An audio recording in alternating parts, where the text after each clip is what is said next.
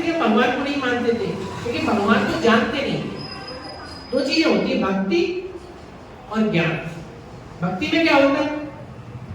भक्ति में ये है कि भगवान है तो सही, उसके प्रति श्रद्धा भी है, उसके प्रति भावना भी है, सब कुछ है, और जान पहचान नहीं। जो जान पहचान होनी चाहिए, जो आइडेंटिटी होनी चाहिए, जो बायोग्राफी होनी चाहिए, वो जान पहचान नहीं है। और ज्ञान क्या देता है? ज्ञान देता है समझ, कि पहले तुम मुझे जानो, पहचानो, फिर याद करो। भक्ति क्या कहती है? पहले तुम मुझे क्या करो? याद करो। ऐसा कि भक्ति बहुत जरूरी है। भक्ति अगर नहीं होगी तो ज्ञान प्राप्ति नहीं होगा। समझ रहे भाई? भक्ति इसलिए आवश्यक है क्योंकि भक्ति के बिना ज्ञान मिल नहीं सकता। जितने भी हम बाबा के बच्चे यहाँ बैठे हैं, दीदी आए, सबने भक्ति की है, बहुत भक्ति की है। और जो संस्था के फाउंडर है ना, स्टोरी हमें सुनाएंगे आपको, इनका सामने चित्र लगाया हुआ है, जिन्हें ब्रह्मा बाबा कहते हैं, इनकी स्टोरी हम आपको सुनाएंगे आज। इन्होंने भी इतनी भक्ति की, इतनी अथाह भक्ति की, इनसे ज्यादा भक्ति तो कोई दुनिया में कर ही नहीं सकता। इतनी भक्ति की इन्होंने। और कोई संत नहीं थे, कोई महात्मा नहीं थे, धर्मग्रस्त वाले, बहुत बड़े बिजनेसमैन, व्यापारी, उनके बारे में चर्चा सुनेंगे हम। कर्म फिलोसॉफी का आज सेशन है कि कर्म कैसे करते हैं। ठीक था ना, कर्म करो तुम ऐसे भाई, जो पढ़ेगा फिर पछताना, एक दिन तो पड़ेगा धर्मराज के आगे मुख दिखलाना। कर क्या रहे हैं? कर्म तो कर रहे हैं, लेकिन कर्म कर कैसे रहे हैं? किसी को दुख दे रहे? हमारी वाणी के द्वारा, हमारी मनसा के द्वारा, हमारे कर्मों के द्वारा अगर किसी को दुख मिलता है ना, तो हमें ब्लेसिंग नहीं मिलने वाली, दुआएं नहीं मिलने वाली, हमें बद्दुआएं मिलने वाली। इसलिए अपने हर कर्म पर अटेंशन देना, एक एक कर्म पर अटेंशन देना, कि मैं जो सामने वाले को बोल रहा हूं, कि जिसके बारे में मैं सोच रहा हूं, समझ रहे ना? जो बोल रहा हूं, जो सोच रहा हूं, किस वे में बोल रहा हूं, क्या मेरा व्यवहार उसके प्रति कैसा है? एज ए एग्जाम्पल, हमारे घर पर कोई मेहमान आया और मेहमान को हम मुख से क्या बोल रहे हैं? फिर रुको ना, अभी रुक जाओ, आज नहीं जाओ, कल जाओ। मन में क्या सोच रहे हैं? चला जाए ना जल्दी, समय नहीं है हमारे पास, घर में जगह भी नहीं, चला जाए तो अच्छा है। दो बातें हो गई, मुख से कुछ और मन से कुछ। भोजन करने बैठे, कोई भिखारी आ गया भोजन के लिए, भक्ति भाव वाले, आध्यात्मिक वाले आपके दोस्त भी बैठे, मित्र भी बैठे, उनके सामने कैसे बोले? क्या कहेंगे? आप भोजन करो ना। और मन में क्या चल रहा है? जल्दी जाके रुका क्यों है? हमारे कर्म का एक एक पॉइंट सारी वीडियो रिकॉर्डिंग हो रही है, एक एक पॉइंट की वीडियो रिकॉर्डिंग हो रही है। लिखा रहता है you are the under security surveillance area, आप कैमरे की नजर में है, ऐसे ही तो लिखा रहता है। लेकिन जो भगवान का कैमरा लगाए ना, उसके कैमरे से हमारा कोई कर्म बच नहीं सकता। उसी में लिखा है जैसा बोएंगे वैसा फल मिलेगा। कभी कभी हम क्या सोचते हैं, पता है हमारे साथ ही लोग गलत क्यों करते हैं? हम बहुत अच्छे हैं, किसी को दुख नहीं देते, वास्तव में देते भी नहीं है, तो किसी से हमारी कोई लड़ाई नहीं है, किसी से हमारी कोई दुश्मनी नहीं है, फिर भी लोग हमें दुख देते, फिर भी लोग हमारी ग्लानि करते, फिर भी हमारे बारे में उल्टा सीधा बोलते, फिर भी हमारे बारे में कुछ हमारे मतलब अहित करने का सोचते। ऐसा क्यों? कभी विचार किया? वो अगर ऐसा हमारे लिए करते हैं तो हमारे मन में क्या आएगा? क्या आएगा? दुआएं निकलेगी? क्या निकलेगी? ब्लेसिंग तो मिलेगी नहीं, अनब्लेस्ड तो मिलेगी। लेकिन अगर हमारे समझ आ जाए, हमारे जीवन में ज्ञान आ जाए कि मैं जैसा बोऊंगा वैसा मुझे मिलेगा। एज ए एग्जाम्पल, आज हर कोई क्या चाहता है? कि मुझसे सब प्यार से बातें करें, राइट है, मुझसे कोई गुस्सा नहीं करे। गुरुत्वाकर्षण का नियम है, जो वस्तु आप फेंकते हो, जो वस्तु आप ऊपर जाती है वो नीचे आती है। अगर आप प्यार चाहते हो तो प्यार से बोलना पड़ेगा, प्यार देना पड़ेगा। अगर आप शांति चाहते हो तो आपको शांति देनी पड़ेगी। अगर आप रेस्पेक्ट चाहते हो तो आपको रेस्पेक्ट देना पड़ेगा। समझ रहे हो? परिवर्तन करना है, चेंज करना है।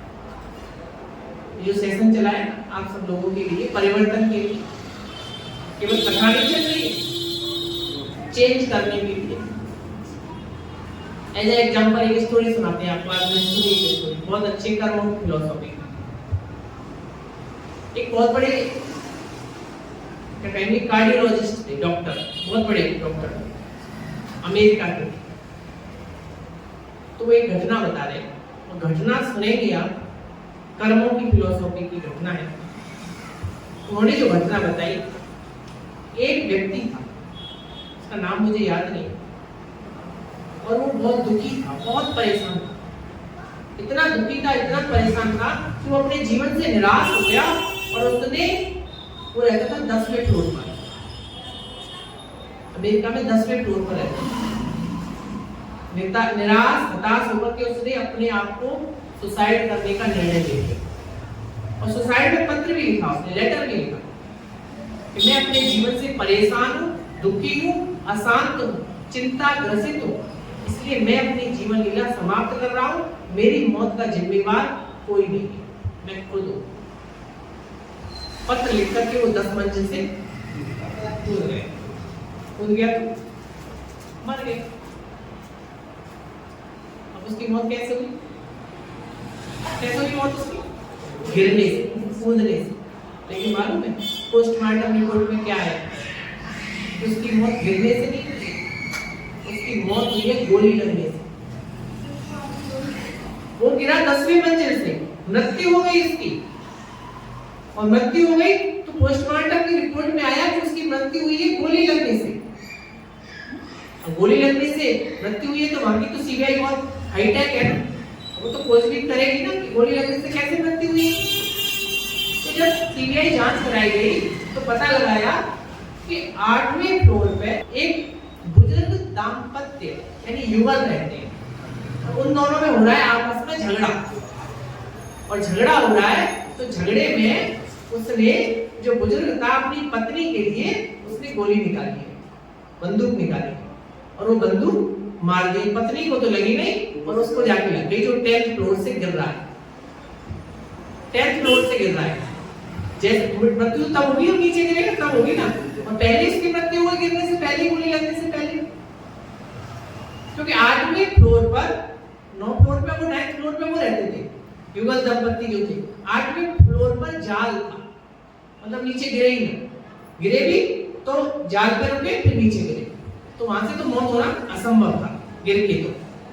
तो गोली लगने से मृत्यु हो गई।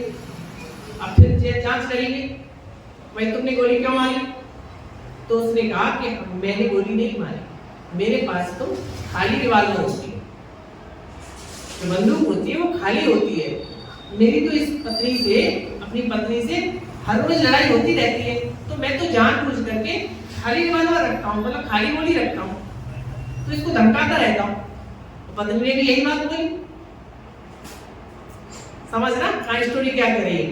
रियल स्टोरी है कि मैंने इसको खाली रिवाल्वर से मारा, उसकी तो गोली लगी है, खाली रिवाल्वर से मारा, जो हर रोज मैं करता रहता हूँ, उससे दूसरे तीसरे दिन। पत्नी नहीं कराई तो फिर प्रश्न उठा कि गोली कहां से आई? फिर अब और जांच की गई, तहकीकात की गई, तो पता चला कि जो उनका बेटा था, उस माँ का जो बेटा था वो ड्रगिस्ट था, ड्रगिस्ट मतलब ड्रग लेता था वो, और उस ड्रग लेता था और परेशान करता था अपने माता पिता को, और वो माता से पैसा मांगता था, पिता से पैसा मांगता था। उसे मालूम था कि मेरे जो बेटे जो है, जो ये व्यक्ति है, जो पिता है मेरे, वो इसको धमकाते रहते हैं अपनी पत्नी को, तो मैं इसमें असली गोली भरूं। तो उसने क्या किया? गोली भर दी असली, और रोज तो लड़ाई होती नहीं, 15-20 दिन बाद लड़ाई हुई तो वो बोली चल। अब दोषी कौन दोषी? बेटा दोषी। केस किसका था? सुसाइड का। और दोषी कौन? आपको मालूम है वो बेटा कौन था? वो बेटा वही था जो 10वें फ्लोर में कूद के गिरा था। केस किसका बना? सुसाइड का केस। सुसाइड का जैसा कर्म हम करेंगे, जैसा बीज हम बोएंगे, वैसा फल हमको मिलना ही है। बस हाँ ये हो सकता है कि कभी किसी कर्म का फल तुरंत मिल जाए, कभी कभी किसी कर्म का फल 2 दिन बाद मिले, और कभी किसी कर्म का फल 8 दिन बाद मिले, महीने में लग जाए, साल में लग जाए, लेकिन कर्म का फल मिलना निश्चित है। अगर आपके साथ किसी ने धोखा किया है तो भी आप निश्चिंत हो जाओ, बिल्कुल निश्चिंत। उसके प्रति ग्लानि भाव नहीं करो, मन में उसके लिए नफरत नहीं लाओ, क्योंकि अगर उसने आपके साथ धोखा किया है, आपके साथ गलत किया है, तो निश्चित रूप से आप उसके साथ गलत करके आए हो। कर्म का फल तो मिलना है ना। बॉल को आप फेंकोगे तो कोई बॉल तो जल्दी लौट के आ जाएगी, कोई देर में लौट के आएगी, लेकिन फल मिलना तो निश्चित है। एक बार क्या हुआ, महाभारत में जब युद्ध समाप्त हो गया महाभारत का, और युद्ध समाप्त हो गया तो धृतराष्ट्र ने श्री कृष्ण से पूछा कि आप कहते हो कि कर्म का फल मिलता है, लेकिन मैंने तो ऐसा कोई कर्म नहीं किया जो मुझे अंधा होना पड़े, तो कर्म का फल तो मिथ्या हुआ। तो श्री कृष्ण बोले कि कर्म का फल कभी मिथ्या नहीं हो सकता। मैं तुम्हारे जन्मों को देखता हूँ, पिछले जन्मों को देखता हूँ कि तुमने कोई ऐसा कर्म किया है कि नहीं किया जो तुम्हें अंधा होना पड़ा। तो कहते हैं उसमें श्री कृष्ण ने दिव्य दृष्टि से उनके पिछले जन्मों को देखा, पहला जन्म देखा, दूसरा जन्म देखा, तीसरा देखा, चौथा देखा, कुछ भी नहीं मिला। तो विचार आया कि कर्म का फल मिथ्या है। तो और पीछे गए, उसमें बताते हैं 84वें जन्म में उन्होंने देखा एक छोटा सा बालक क्या कर रहा है, मछली की आंखों को फोड़ रहा है पानी में। तो उनसे कहा धृतराष्ट्र आप जानते हो ये कौन है? ये आप हो। तुमने इतने पुण्य कर्म किए हैं, इन पुण्य कर्मों के कारण तुम्हारा जो ये जन्म मिला है लास्ट, इसमें आकर के अभी तुम्हें विक्रम मिला है। बाकी जो 83 जन्म लिए तो वो पुण्य कर्म तुम्हारे आड़े आ गए, तुम अच्छे थे, लेकिन एक विक्रम जो किया उसकी तो सजा मिली। इसलिए कर्म का फल तो निश्चित है। इसलिए भगवान कहते हैं कि कर्म करो तुम ऐसे भाई, जो पड़े न फिर पछताना, एक दिन तो पड़ेगा धर्मराज के आगे मुख दिखलाना। हमारे कर्म कैसे होने चाहिए? साधारण कर्म नहीं, जैसा कि हम पूर्व में चर्चा कर चुके हैं कि I am child of God, भगवान के हम बच्चे हैं, तो हमारे कर्म कैसे होने चाहिए? हमारा बोलना, हमारा बैठना, हमारा उठना, हमारा चलना, हमारा बोल, हमारा व्यवहार, हमारा कर्म, हर कर्म हमारा लॉयल होना चाहिए। वही है ज्ञानी। सच में तो ज्ञानी वही है। और कितनी भी भक्ति कर लो, कितना भी ढोल मजीरा भजन कीर्तन कर लो, कितनी भी परिक्रमा ले लो, कितनी भी जप तप कर लो, गंगा जी नहाओ, पानी की गंगा कभी पावन नहीं बना सकती है। तन का मैल जरूर समाप्त कर सकती है, लेकिन अगर मन का मैल समाप्त करना है तो ज्ञान गंगा में डुबकी लगाना पड़ेगा। और कौन सी ज्ञान गंगा? जो भगवान हमें नित्य रोज सुना रहे हैं। आपकी ट्रेनिंग 3 दिन की थी, लेकिन मैं एक वास्तविक बात बताऊं, ये तो रिहर्सल थी। ट्रेनिंग तो आपकी घर जाके शुरू है। ट्रेनिंग कहां पर शुरू है? जब जैसे ही आप यहाँ से जाते हैं, घर में जाके ट्रेनिंग शुरू है। इसलिए भूल जाना 3 दिन की ट्रेनिंग है। ये सोचना हमारा जीवन पूरा ही ट्रेनिंग है। Stress free meditation training. वास्तविकता में आज हम जो चर्चा करेंगे वो करेंगे चर्चा कि भगवान इस धरा पर अवतरित होकर के हमें यह गीता का सत्य ज्ञान दे रहे हैं और कह रहे हैं कि बच्चे तुम शरीर नहीं हो, तुम आत्मा हो, अपने को आत्मा समझो और मुझे याद करो, तो मैं भगवान गारंटी देता है कि मैं तुम्हें 21 जन्म तक सदा सुखी रखूंगा। हम चाहते हैं कि आप भगवान के अनन्य बच्चे बन जाओ। कि परिवर्तन तो प्रकृति का नियम है, ये हम सभी जानते हैं। Am I right? बच्चा थोड़ा बड़ा हुआ, युवा, युवा के बाद वृद्ध, वृद्ध के बाद फिनिश। शरीर छोड़ दिया, चेंज हो गया, आत्मा उड़ गई, पक्षी उड़ गया। दिन, दिन के बाद रात, वो भी चलेगी। ऐसे ही अभी कलयुग चल रहा है। We know that? कलयुग चल रहा है और कलयुग में भी कहेंगे कलह युग। कलह युग माना हर घर में कलह है। घर की तो बात छोड़ो, अपने अंतर मन में ही बहुत सारी कलह भरी हुई है। अब भगवान इस धरा पर आए हैं परिवर्तन करने, क्योंकि सतयुग गया। सतयुग को कहते हैं गोल्डन वर्ल्ड, सोने की दुनिया, जिसके लिए गीत गाते हैं, जहां डाल डाल पर सोने की चिड़िया करती थी बसेरा, वो भारत देश खा गया। ऐसे गीत गाते हैं। वास्तव में देखा जाए सतयुग में अभी इतने सारे देश बन गए, कोई देश था ही नहीं, एक ही देश था। कौन सा? भारत। भारत अविनाशी है, उसका विनाश नहीं होता। जितने भी देश हैं, सबकी डेट ऑफ बर्थ है हर देश की। चाहे अमेरिका ले लो, चाहे इंग्लैंड ले लो, चाहे जापान ले लो, चाहे यूके ले लो, और जिसकी डेट ऑफ बर्थ होती है उसकी डेथ ऑफ बर्थ भी होती है। लेकिन भारत की कोई डेट ऑफ बर्थ नहीं है, क्योंकि भारत अनादि है, अविनाशी है, और भारत में ही भगवान आते हैं। बर्थ प्लेस है भारत। वी आर लकीएस्ट, क्योंकि भगवान भारत में आते हैं। तो हम जो बात कर रहे हैं सतयुग गोल्डन वर्ल्ड, उसके बाद त्रेता युग सिल्वर वर्ल्ड, थोड़ी सी कमी आई, गोल्ड से सिल्वर हुआ। द्वापर कॉपर वर्ल्ड, थोड़ा और कमी है। कलयुग आयरन वर्ल्ड, लोहे का बन गया। अब कलयुग के अंत का भी अंत चल रहा है। लेकिन हमारे मन में भ्रांति क्या भरी हुई है?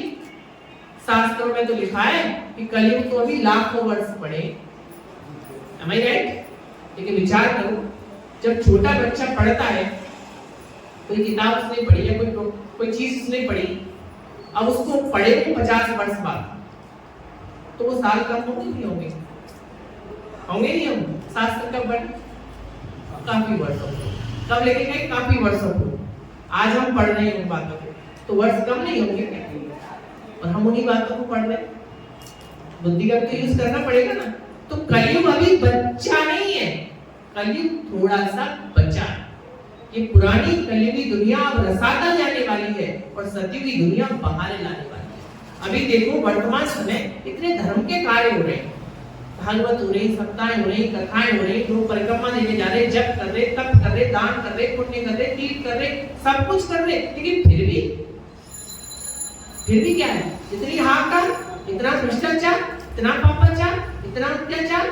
आज आम बात तो नहीं है, बलात्कार आदि तो, चोरी डकैती आम बात हो गई, एक दूसरे की जान के दुश्मन बन गए लोग। अपने मन में ही एक युद्ध चल रही है उनकी कि मैं करूं क्या, ये करूं या ये करूं, what to do what not to do, क्या करूं। एक पढ़ने वाला बच्चा होशियार इंटेलिजेंट आईएएस की तैयारी कर रहा है, वो आईएएस की इतनी तैयारी कर रहा है, अचानक क्या हुआ, उसको नंबर नहीं आया, खत्म कर लिया उसने एग्जाम। मतलब अपने मन पर इतना कंट्रोल नहीं है कि मुझे करना क्या है, मेरा लक्ष्य क्या है, व्हाट इज माय एम। भगवान कहते हैं लक्ष्य हमारा एक है, ये ब्रह्मकुमारी ईश्वरी विश्वविद्यालय क्या है कि नर ऐसे कर्म करे जो नारायण बन जाए।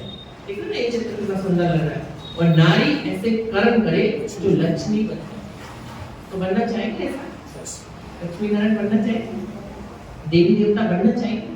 देवी देवता बनना कठिन नहीं, बन जाएंगे, क्योंकि बनाने वाला वो परमात्मा शिव इस धरा पर आ चुका है। और वो आज से नहीं, 87 इयर्स से ये ईश्वरीय नॉलेज हमको दे रहा है।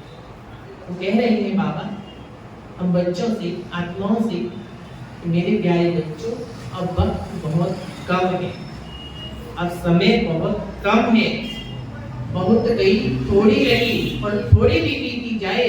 शिव कहे सुनो आत्मा, अब क्यों व्यर्थ समय। तो कर्म की फिलॉसफी को समझना होगा, शुभ कर्म करना होगा, शुभ भावना शुभ कामना करनी होगी। लेकिन हम करें कैसे? हमको गाइड कराने वाला भी तो कोई होना चाहिए ना। आज तो चलो गाइड करा रहे हैं, लेकिन वो गाइड कराने वाला परमात्मा है जब हम उससे टच में रहें।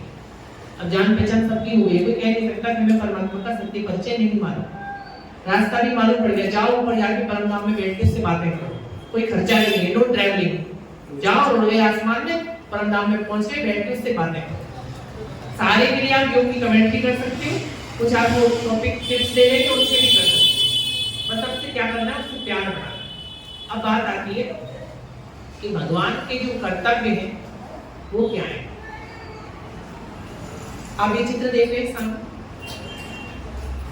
इनका नाम है ब्रह्मा बाबा, जो इस संस्था के फाउंडर है। ब्रह्मा कुमारी ईश्वरीय विश्वविद्यालय की संस्था के फाउंडर है। अब ये जो बातें इतनी सारी हमने बताई, आत्मा का परिचय, परमात्मा का परिचय, हमको कैसे मालूम हुई? कैसे मालूम हुई हमको? हमको बताने वाला कौन? तो हमें समझना होगा। हम कह रहे हैं भगवान इस धरा पर आ चुके, कैसे आए, कैसे हमको रियलाइज करा रहे हैं, कैसे हम महसूस करा रहे हैं। हमको लोगों ने अपना पूरा जीवन इस ईश्वरीय सेवा में स्वाहा कर दिया, कुछ तो प्राप्ति है ना, कुछ तो मिला है ना, तभी तो स्वाहा किया है। बात है 1936 की, ध्यान से सुनना स्टोरी। मुझे मैं बैठ जाऊँ साइड से करके बस इसको बैठ जाओ। बात है सन 1936 की, जब भारत और पाकिस्तान एक ही थे, अलग अलग नहीं। आजाद हमारा देश हुआ 1947। उस समय कोई एटम बम आदि नहीं बने हुए, कोई साला नहीं, लोग फिर भी बहुत खुश थे, भले ही कलयुग था लेकिन बहुत खुश थे। और ये जो हम कहते हैं जिनको ब्रह्मा बाबा, ये थे सिंध में रहते थे, सिंध में जो आज पाकिस्तान में, सिंध में रहते थे और हीरो के बहुत बड़े व्यापारी थे, बिजनेसमैन थे हीरो के। और सबसे बड़ी बात बताएं, सबसे बड़े भक्त थे नारायण। गीता इनके साथ में रहती, बड़ी गीता तो पढ़ते ही थे घर में, अगर ये ट्रैवलिंग कर रहे हो तो छोटी सी गीता अपने साथ में रखते थे, लेंस की मदद से पढ़ते थे, इतने बड़े भक्त थे। और गुरु के प्रति इतनी श्रद्धा थी, इतनी आस्था थी कि गुरु के बिना तो कुछ भी नहीं। कहते गुरु का बुलावा माना काल का बुलावा। एक बार घर पे इनकी पार्टी चल रही थी, कोई शादी बर्थडे की पार्टी थी, अचानक गुरु का तार आ गया। और तार आया कि इनका नाम था, उस समय जो नाम था, जिस समय ये व्यापारी थे, उनका नाम था लेखराज, दादा लेखराज कहते थे, लकी बाबू बोलते थे। तार आया कि अभी अभी आपको गुरु ने बुलाया है। इन्होंने सब कुछ, लोग आए, गेस्ट आए, सब कुछ छोड़ करके और चले गए गुरु से। उनकी पत्नी ने रोका यशोदा ने कि आप क्यों जा रहे हो, गेस्ट आए हुए, बाद में चले जाना, कल चले जाना। कि नहीं, गुरु का बुलावा माना काल का बुलावा है, मुझे अभी जाना होगा। चले गए। वहां जाकर के पता चला कि गुरु जी का एक शिष्य था, वो 5000 रुपए हार गया था सट्टे में, और गुरु जी ने बुलाया था उसकी मदद करने के लिए। एक बार भी संकल्प ये नहीं आया कि सट्टे में व्यक्ति हार गया, गुरु जी ने मुझे बुलाया है तो मुझे गुरु जी को 2-4 बातें सुनानी चाहिए। एक बार भी ये मन में नहीं आया, इतनी श्रद्धा थी। तुरंत पैसे निकाले और गुरु को दे दिए कि आप सहयोग करो। दानी प्रवृत्ति के व्यक्ति। अचानक 1936 की बात है, ये बैठे थे अपने घर में, बैठे सत्संग किया करते थे, गुरु जी का सत्संग चल रहा था, ये भी बैठे हुए थे। अचानक इस सत्संग छोड़कर के चले गए। जो कभी गुरु का इतना आदर भाव करते हो, सम्मान करते हो, अचानक कोई सत्संग में से उठकर के चला जाए तो सबको आश्चर्य होगा। तो इनकी जो पुत्र वधू थी, उन्होंने देखा कि दादा कभी ऐसे उठकर के नहीं जाते, कभी गुरु का अपमान नहीं करते, आज अचानक ऐसा कैसे?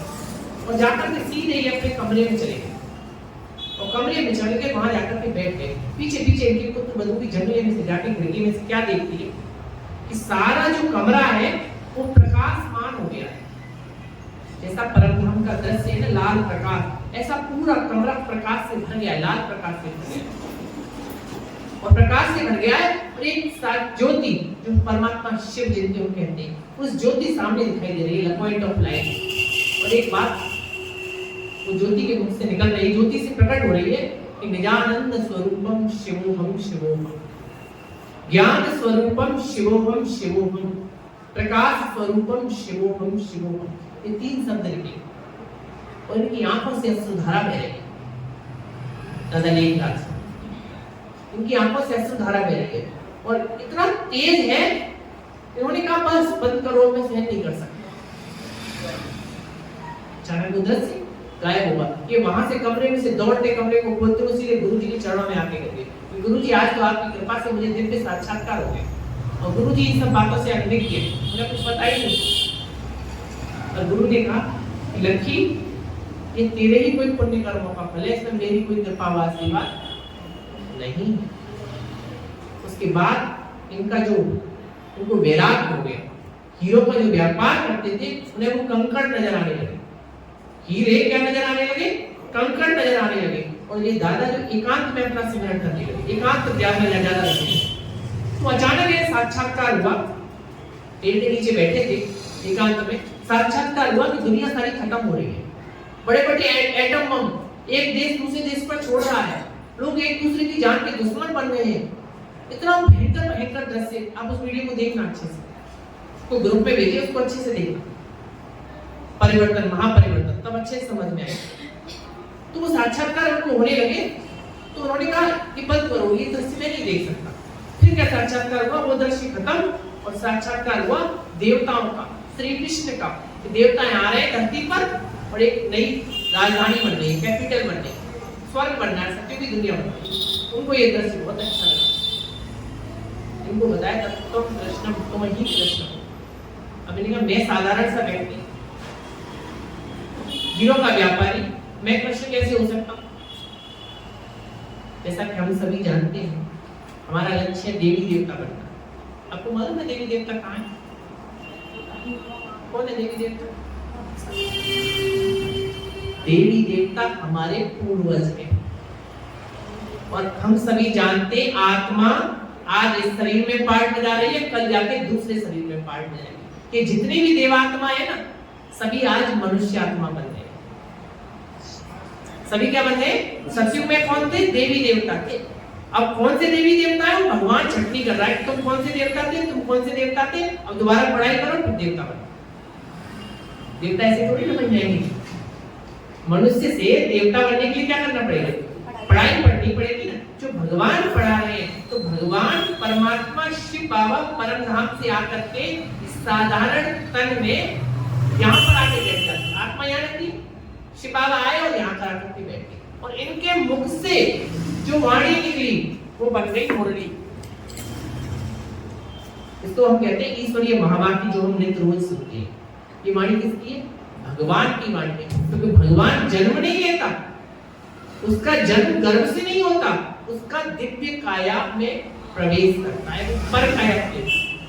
तो उन्होंने लिया इनका आधार 1936 से लेके 1969 तक, 1969 तक। फिर बाद में देश आजाद हो गया तो ये माउंट आबू में आ गए, पूरा संगठन बना लिया उन्होंने, और माउंट आबू में आ गए। बहुत बड़ी संस्था हो गई, जो पहले ओम मंडली कहलाती, बाद में ब्रह्मा कुमारी ईश्वरीय विश्वविद्यालय हो गए।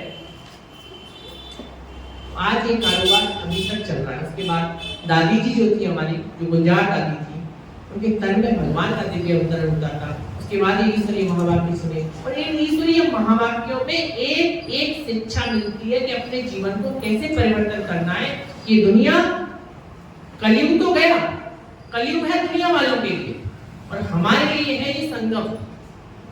संगम क्यों कहते हैं? तो संगम वहां कहा जाता है जहाँ नदियां मिलती हैं, और यहाँ हम आत्माओं का परमात्मा से मिलन हो रहा है, तो हम इसे कहते हैं संगम युग। और संगम युग भी होता है पूरे 100 इयर्स का, और 88 इयर्स हो गए। सपोज सुनना, अगर किसी के मन में कोई क्वेश्चन हो, कोई भी प्रश्न हो, तो पूछ सकते हैं, क्योंकि भगवान का ज्ञान है, हमारा ज्ञान नहीं है। 87 वर्ष पूरे हो गए, 30 इयर्स केवल शेष है। सतयुग आने वाला है, कोई नहीं रोक सकता इसको, कोई नहीं रोक सकता, क्योंकि ये कार्य कोई मनुष्य नहीं कर रहा, ये कार्य स्वयं परमात्मा कर रहे हैं, भगवान कर रहे हैं। क्योंकि उनके लिए कहा गया है ऊंचा तेरा नाम और ऊंचा तेरा धाम और ऊंचे तेरे काम। काम भी बता दें, काम उसके हैं, शिव परमात्मा के 3 कार्य हैं और वो काम कैसे कराता है? करवाता है, रचता है, वो रचयिता है और ये इसकी रचना है।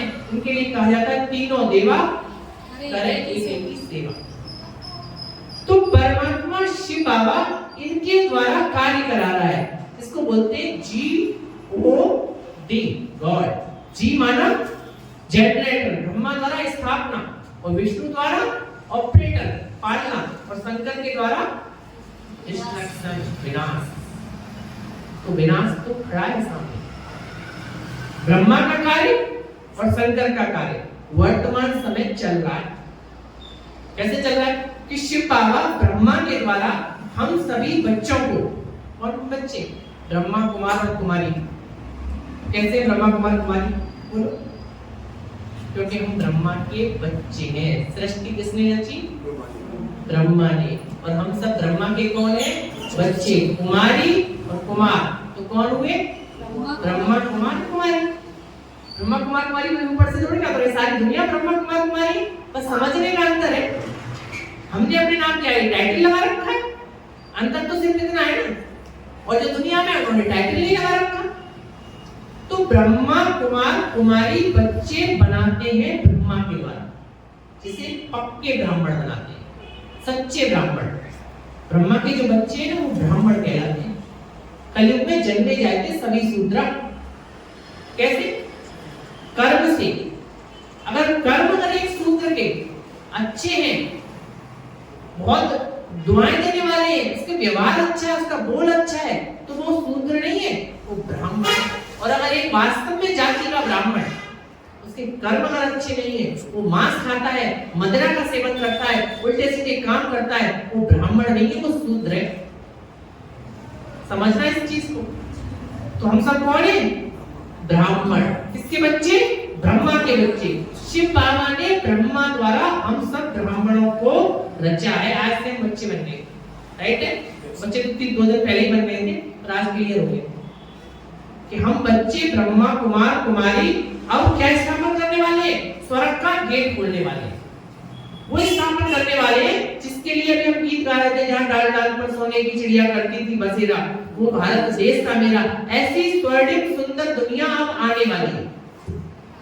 पर जाएंगे वही, सबकी रेलम पे नहीं जाएगी, सब नहीं चले जाएंगे। और सब चले गए इसमें तो फिर वहां पर भी कलयुग हो जाएगा, वहां पर भी दुख हो जाएगा। कहते हैं ना छोटा परिवार सुखी परिवार। सत्य में ज्यादा लोग नहीं होते, 9 लाख लोग होते हैं। लंबी हिस्ट्री आगे तो ये 3 दिन का पाठ पढ़ाया था आपको, और आगे आप इंटरेस्टेड होंगे तो आप यहाँ आते रहेंगे तो सुनने मिलेगा। और ये आपका घर है, भगवान का घर माना अभिनव भाई, आपका घर। आप उसके बच्चे हैं ना, निश्चित होकर के आएंगे। और 24 घंटे में से 1 घंटा, 1 घंटा नहीं तो आधा घंटा मैं समझता हूँ अपने लिए समय निकालिए। अपने लिए समय निकालिए। अपने लिए समय नहीं निकाला तो क्या निकाला? आपका कोई दोस्त बन जाए, मित्र बन जाए तो समय देते हैं ना उससे। कोई दोस्त बन जाए समय देते हैं ना। और उससे दूर भी होगा तो क्या करेंगे? उससे बातें तो करेंगे ना फोन पे, समय तो निकालेंगे ना। अरे उसको अपना दोस्त तो बना लो, दोस्त तो बना सकते हैं ना। तो दोस्त बनाना दोस्त की निशानी है कि उसके घर में हमें जाना है। वैसे जो टाइम है यहाँ का, जो एक्चुअल टाइम है वो सुबह का है, मॉर्निंग का 7 to 8 की मुरली क्लास होती है, तो दीदी सुनाती है। कि मुरली क्लास एक बार में समझ नहीं आएगी, कहते हैं ना रोज सुनेंगे तब समझ में आएगी, क्योंकि ये वाणी भगवान की है, डेली सुननी पड़ेगी तब समझ में आएगी। अगर आप 7 से 8 नहीं आ सकते तो शाम को आइए, शाम को ना थोड़ी रखिए, मुरली सुनिए, बाबा को याद कीजिए, आधा घंटा कीजिए, 15 मिनट कीजिए, लेकिन आइए तो सही कम से कम। कोई नहीं है, आप मुरली पढ़ो, बाबा को याद करो और जाओ। मुश्किल है क्या? है ना भाई, मुश्किल है क्या? हम तो 3 दिन की ट्रेनिंग में आपसे यही मांगना चाहेंगे, आप थोड़ा सा समय दे दीजिए। हम अपने लिए समय नहीं मांगना चाहते, हम कोई आपसे धन व दौलत नहीं मांगना चाहते, वरना भगवान चाहता आपसे धन दौलत। उसे क्या देंगे?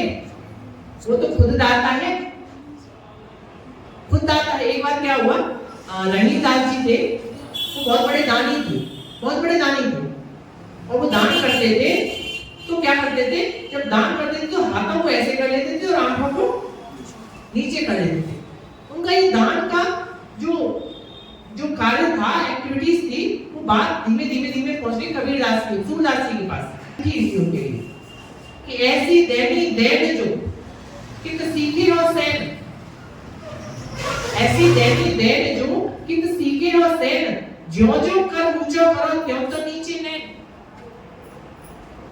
ऐसी देवी कहां से सीखे हो रहीदास जी? जो जो आप हाथ ऊंचे करते हो, कर ऊंचा करते हो, वे आंखें नीचे झुक जाती है, शर्म आती है दान करने में।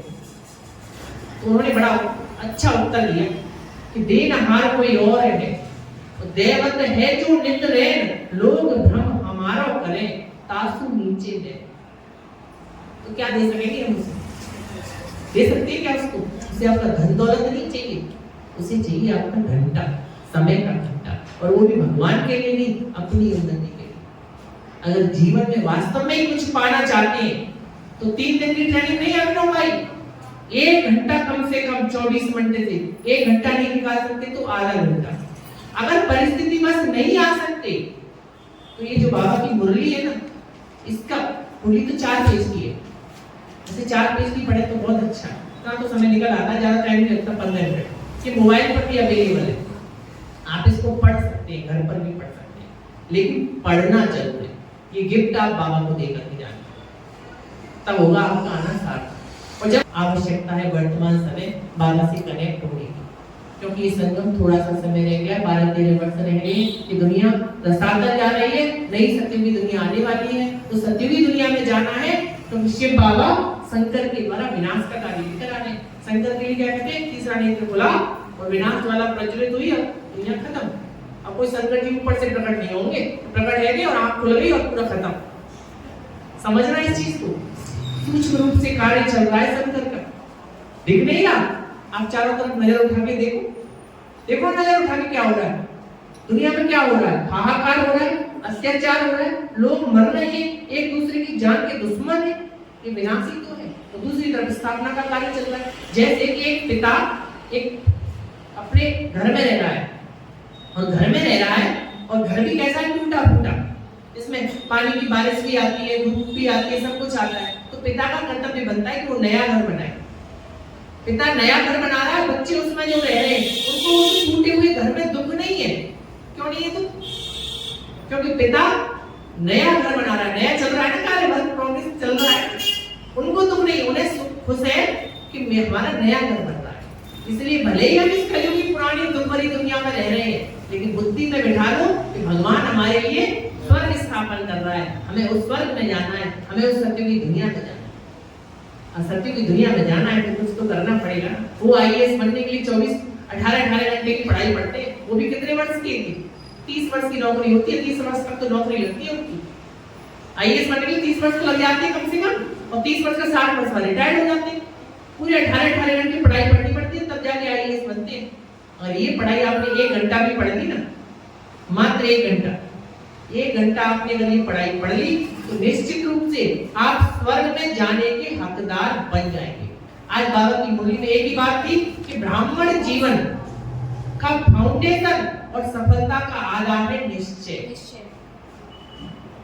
निश्चय बुद्धि विजयंती और संशय बुद्धि विनश्यंती। पता नहीं बाबा कह रहे हैं, शिव बाबा की बात कर रहे हैं, पता नहीं बाबा से कैसे शक्तियां मिलेंगी, बाबा से कैसे प्यार करेंगे, कैसे योग करेंगे, संशय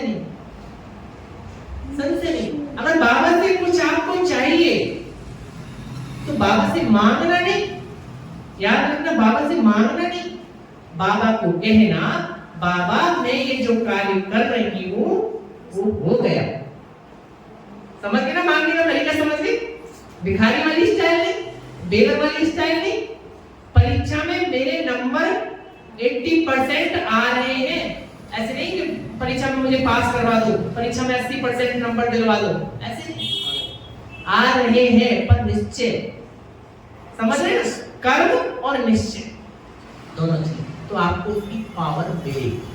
ये है कर्मों का फिलॉसफी सिद्धांत। जैसा करेंगे वैसा फल तो मिलना निश्चित है, क्योंकि ये वर्ल्ड ड्रामावील है। सतयुग, त्रेता, द्वापर, कलयुग, और ये छोटा सा संगम और फिर सतयुग चक्र है ना। आप पूरा ये चक्र है वो होता है 5000 ईयर्स का। चार्जर के पास तो जाना पड़ेगा ना, मोबाइल तो लगाना पड़ेगा ना, चार्जर आपके पास नहीं आएगा, कुएं के पास जाना पड़ेगा पानी पीने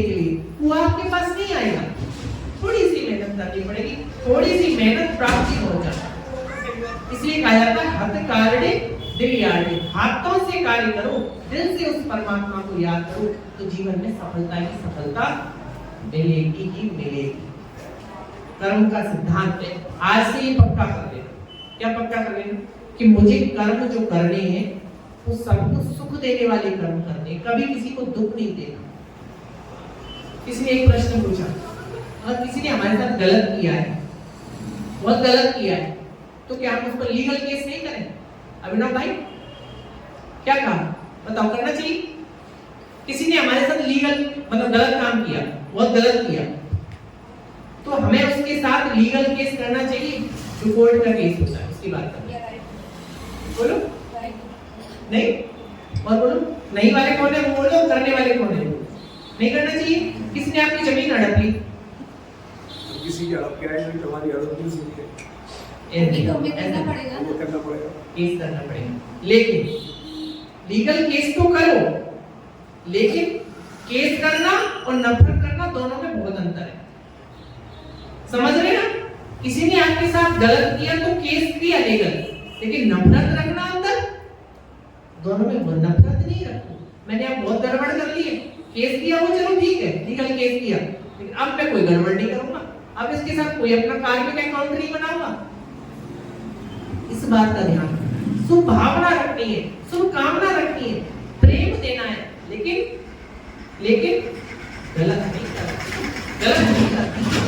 कोई कानूनी बना हुआ है तो उसको पूरा करना है प्रोसेस को।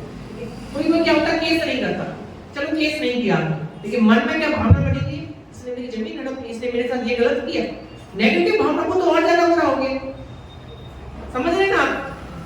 इसीलिए सबको सुख दो, सबसे सुख दो, देंगे तो मिलेगा, सुख देंगे तो सुख मिलेगा, दुख देंगे तो दुख मिलेगा। कोशिश ये करो कि हम कैसे बने, कोऑपरेटिव बने, सहयोगी बने, अपने से बड़ों का, अपने से साथियों का। अगर कोई बड़ा हमसे कुछ कह रहा है, कोई भी हो जो हमसे बड़ा है, उम्र में बड़ा है, उम्र में बड़ा हो या साथी भी हो, अगर वो हमसे मदद मांग रहा है या वो कह रहा है फलानी चीज ये ले आओ, तो मना नहीं करो, ले आओ ना, कुछ मिनट तक क्या है, हेल्पफुल बनो ना। आपको बता रहे हैं उसकी ब्लेसिंग जो आपको मिलेगी ना बहुत काम आएगी।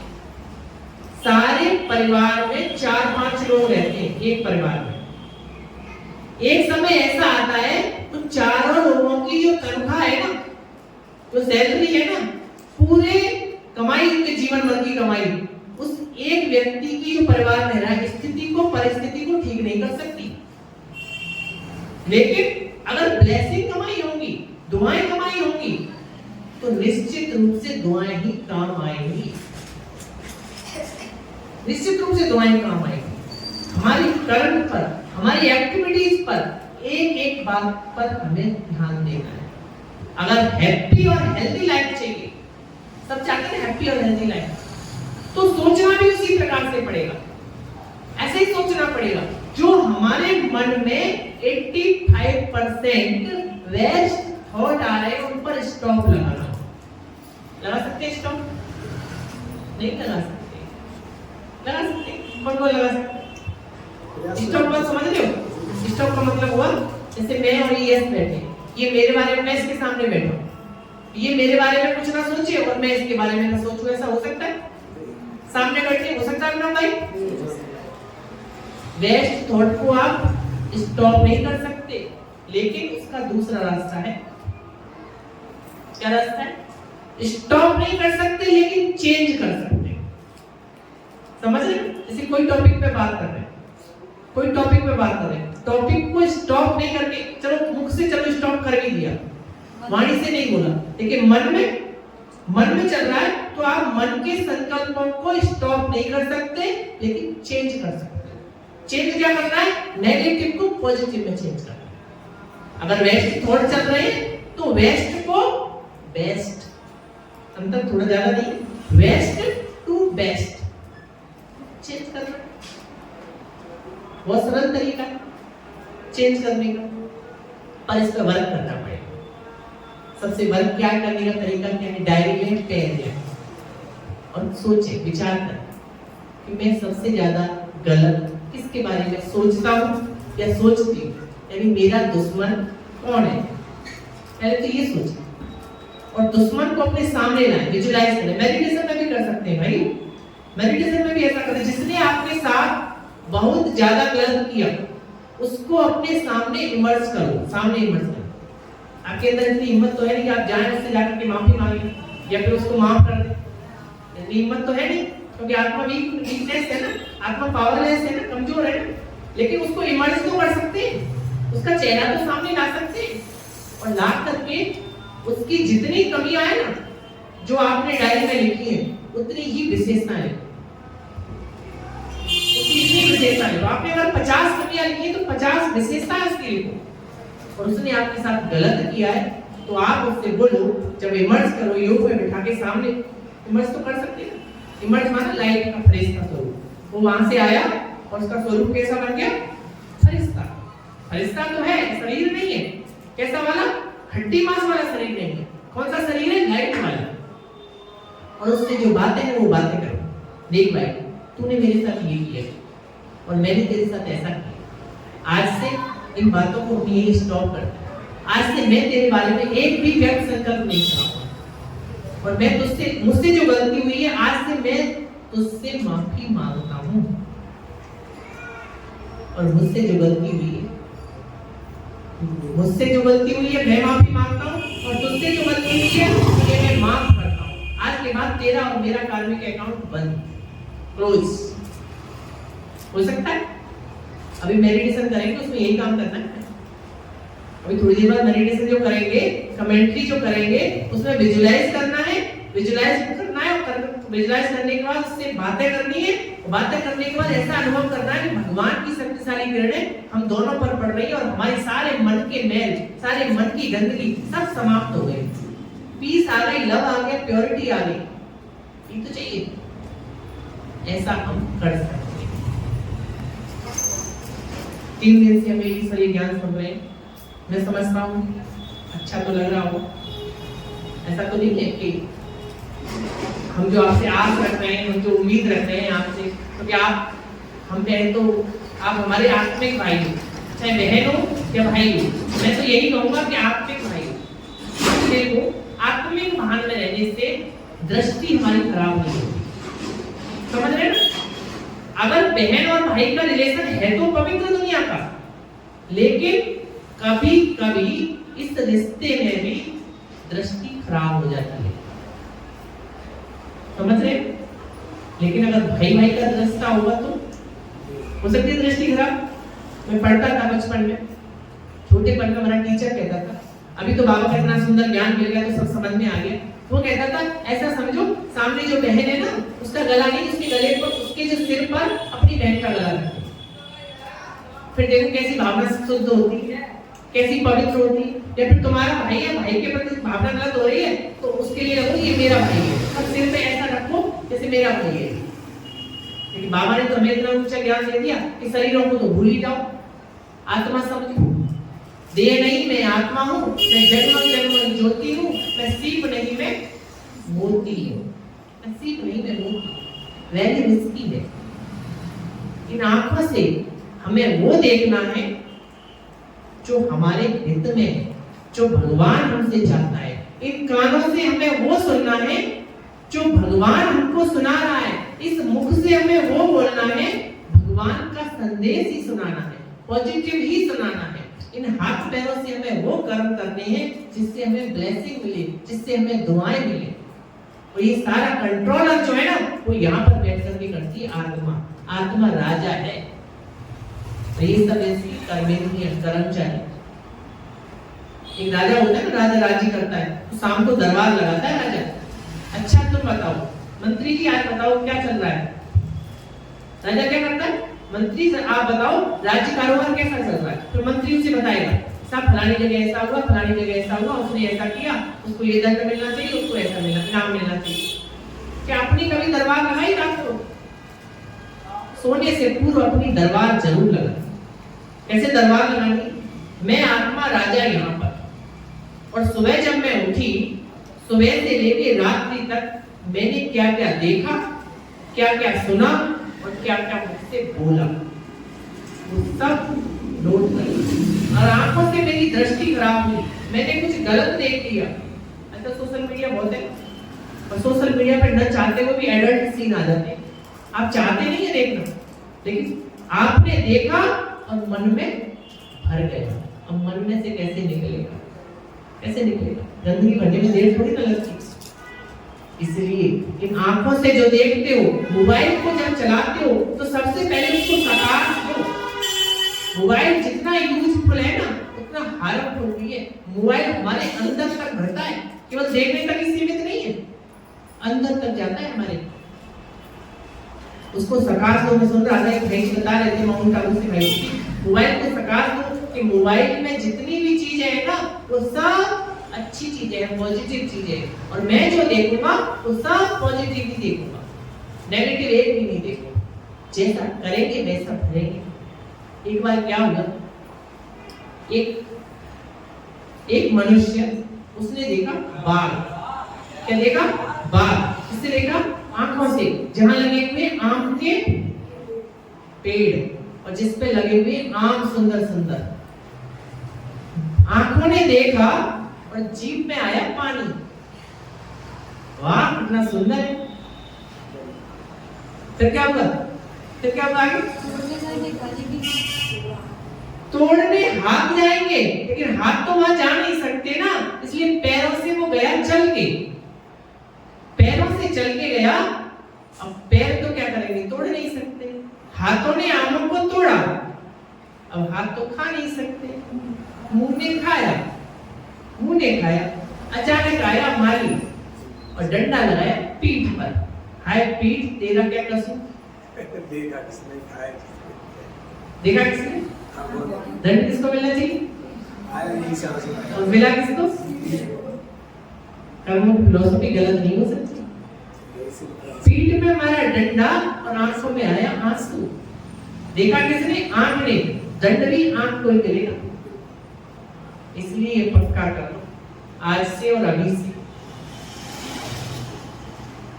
कुछ नियम है हमारे ईश्वरीय विश्वविद्यालय के, आप कर सको तो करना, आपके लिए बहुत फायदेमंद रहेगा। पहला नियम, फर्स्ट रूल्स, कोशिश करो 4 बजे उठने की। अगर नहीं उठ सकते 4 बजे तो ऐसा मत सोचना कि 4 बजे नहीं उठे। मुझसे नंबर 1 जो पुरुषार्थी स्टूडेंट होगा वो तो फर्स्ट काम करेगा, जैसे 100% मार्क्स लाने तो वो 4 बजे ही उठेगा। और 4 बजे नहीं उठा तो सोते मत रहना, 5 बजे उठ जाना, 6 बजे उठ जाना। लेकिन जब भी आंख खुले आपकी 10 मिनट कम से कम उस परमात्मा शिव बाबा को गुड मॉर्निंग करके याद करना, मेडिटेशन करना। ऐसे नहीं 4 बजे नहीं उठे 5 बजे तो 4 बजे निकल गए, चलो मेडिटेशन नहीं करना, ऐसे नहीं सोचना। नंबर 1 4 बजे उठने वाला, नंबर 2 5 बजे उठने वाला, नंबर 3 6 बजे उठने वाला। 6 बजे के बाद नहीं उठना, 6 बजे तक तो उठ जाना कम से कम। कोशिश करना 5 बजे उठने की, 4 बजे उठने की, डिपेंड ऑन यू।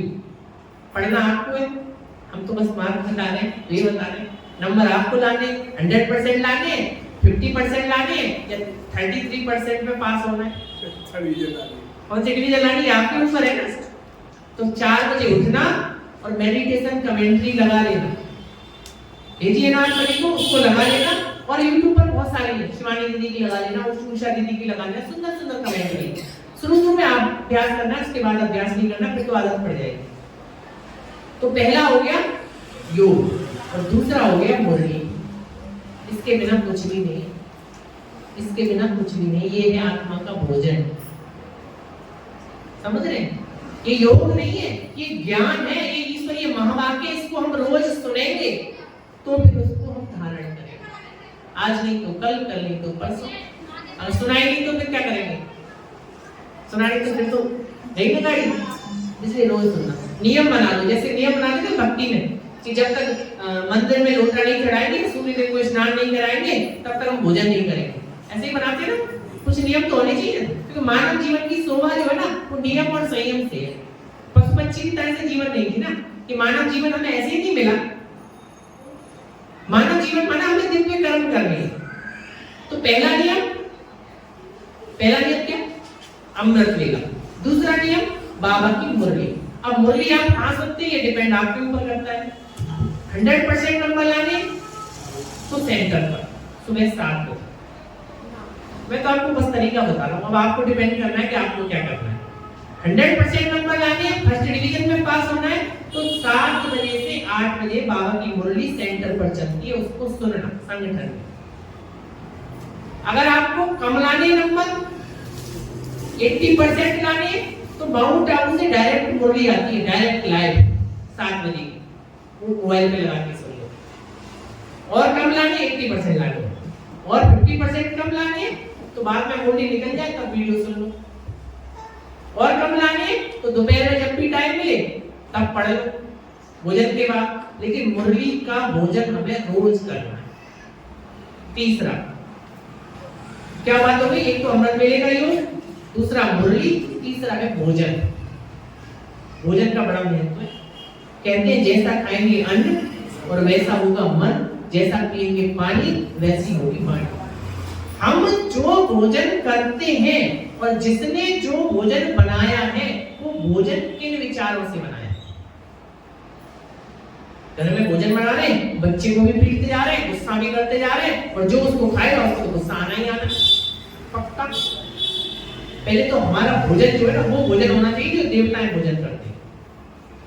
अभिनव भाई, कौन सा भोजन होना चाहिए? जो देवताएं भोजन करते हैं। प्याज लहसुन का प्रयोग देवताओं के भोग में नहीं किया जाता।